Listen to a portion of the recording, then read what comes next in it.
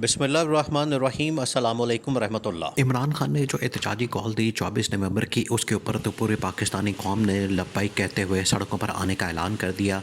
और वो आखिरकार खेपी जो खैबर पख्तूनख्वा की हुकूमत है, वहाँ से भी खैबर पख्तूनख्वा से भी लोग निकले। इसके अलावा पंजाब से भी लोग निकले, सिंध और बलूचिस्तान से भी लोग निकले।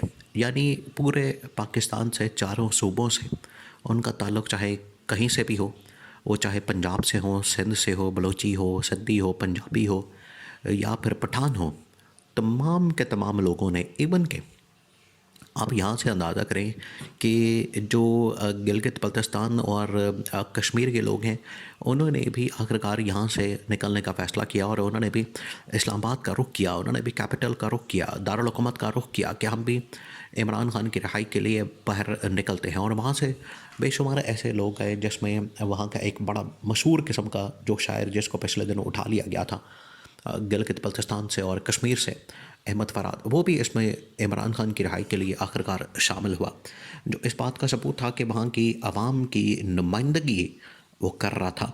और पूरे पाकिस्तान से लोग जो हैं वो आखिरकार टी चौक में पहुँचे।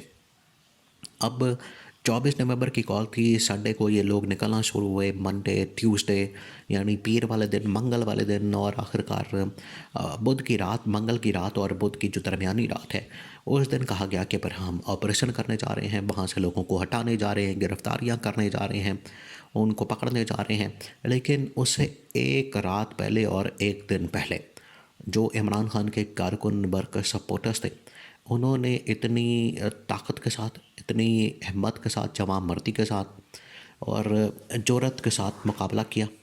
ना सिर्फ उन्होंने इस हुकूमत की जानिब से ढाई जाने वाली बर्बरियत, इस हुकूमत की जानिब से की जाने वाली अमरियत और इस हुकूमत की जानिब से होने वाली जो फस्तायत है, ना सिर्फ उसका सामना किया, उसका मुकाबला किया, बल्कि रास्ते के अंदर जितनी रुकावटें, जितनी वहाँ पर रुकावटें, खंदकें और नफरी वगैरह तैनात की गई थी ताकि ये जो आने वाले लोग हैं इनका रास्ता रोका जाए, इनको रास्ते में रोका जाए, इनको किसी तरह से रोक के इनको वापस भेजा जाए, इनको मुंतशिर किया जाए और रास्ता रोक के तो इनको किसी तरह से डाइवर्ट किया जाए।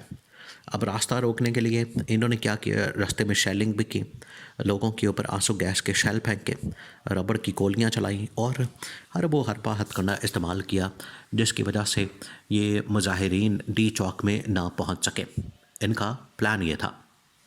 लेकिन लाखों की तादाद में जब लोग डी चौक पहुंच गए, इस्लामाबाद के अंदर पहुंच गए, ज़ीरो पॉइंट के ऊपर पहुंच गए, जो कि डी चौक से चंद मीटर के फासले पर है, वहाँ पर पहुँचने के बाद लोगों ने फिर पड़ाव किया। लोगों ने वहाँ पर फिर एक किस्म का धावा बोला। उन्होंने फिर ऐसा ज़बरदस्त किस्म का धावा बोला हुकूमत के ऊपर।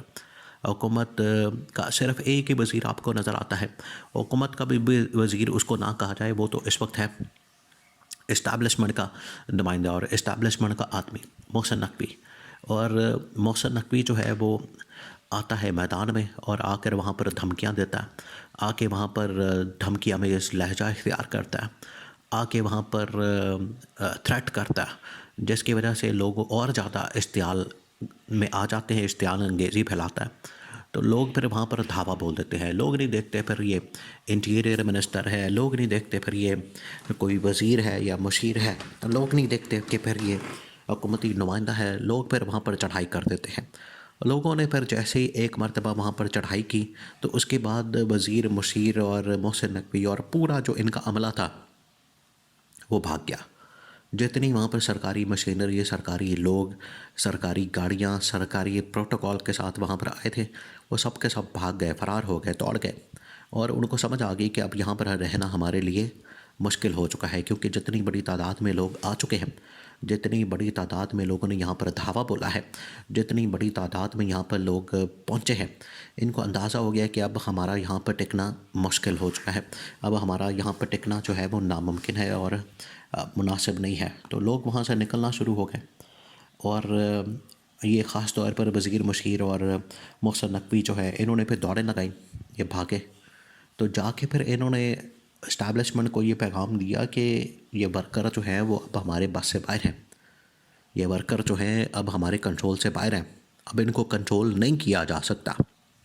अगर आप इनको कंट्रोल करने के लिए जाएंगे, अगर आप इनको पकड़ने के लिए जाएंगे तो ये फिर इस तरह से कंट्रोल नहीं होंगे। इसके लिए हमें फिर ऑपरेशन करना पड़ेगा इनके ख़िलाफ़।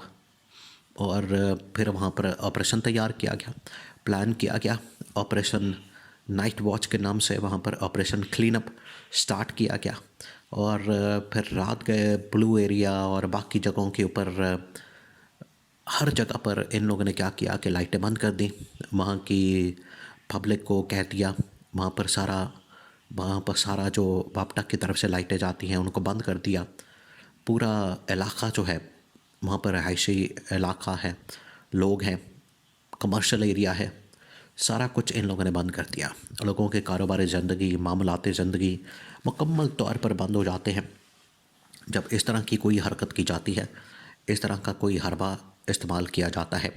तो जब इनकी जानिब से ये हरबा इस्तेमाल किया गया, इनकी जानिब से ये प्लान किया गया, तो लोग और ज़्यादा मुश्तिल हो गए कि एक तो हम ऑलरेडी परेशानी के अंदर हैं, दूसरा ये कि इन लोगों ने हमारी तमाम लाइटें बंद कर दी हैं, हमारे तमाम के तमाम इन लोगों ने जो रास्ते हैं वो बंद कर दिए हैं, और हमारी जो सारी एक्टिविटी है उसको बंद कर दिया है, उसको ख़त्म कर दिया है। ये उनके लिए बड़ा तकलीफ़ का बायस बनता है, जो वहाँ के रहायशी हैं, वहाँ के कमर्शियल लोग हैं, क्योंकि उनके कारोबार और जो रहायशी लोग हैं उन्होंने आना जाना, स्कूल, कॉलेज, दफ्तर, कोई हस्पताल, कोई मेडिसिन, कोई ये वो तमाम चीज़ें। तो मोहसिन नकवी के ऊपर, इंटीरियर मिनिस्टर के ऊपर उनकी जानिब से सख्त तशवीश का इज़हार किया गया कि किस किस्म का शख्स आके बैठ गया, किस किस्म की यहाँ पर हुकूमत आ गई है कि हमारे लिए अब जीना हराम इन लोगों ने कर दिया है। तो एक मौका ऐसा आ गया था कि इन लोगों ने मोहसिन नकवी को भगा दिया। मोहसिन नकवी बेचारा वहाँ से भागने पर मजबूर हो गया। और ये है आवाम, ये है पब्लिक। मोहसिन नकवी को वैसे तो अंदाज़ा नहीं इस बात का, क्योंकि उसने कभी ज़िंदगी में सियासत की नहीं। उसने तो हमेशा से बैकडोर चैनल या बंद दरवाज़ों के पीछे मुलाकातें करके और वहाँ पर PR बना के, सलाम दुआ करके, और तब जो है ये इक़्तिदार के ऐवानों में पहुँचा है। वरना ये इतनी ऊपर, इतनी जल्दी स्पीड के साथ नहीं पहुँच सकता अगर अवामी रास्ता इख्तियार किया जाए। लेकिन क्योंकि इसके ताल्लुकात ऊपर बन गए, इस वजह से ये बड़ी जल्दी आ गया। अब इमरान खान की वजह से जो लोग यहाँ पर पहुँचे, इमरान खान की हिमायत में, इमरान खान की कॉल के ऊपर, वो तो अब यहाँ से चले भी जाते हैं, उनको भेज भी दिया जाता है, गिरफ़्तार कर लिया जाता है, पकड़ दिया जाता है। तो ये आखिरी कॉल तो नहीं, फिर इसके बाद फिर आखिरी कॉल आ जाएगी। कॉल तो आनी है, कॉल का रास्ता नहीं रुकने वाला, ना बंद होने वाला। अगर ये समझते हैं कि इन्होंने अब कॉल को दबा के तो बंद कर दिया, इनकी खामख्याली है। कॉल फिर भी आकर रहनी है और इस हुकूमत का जाना जो है वो लाज़मी है।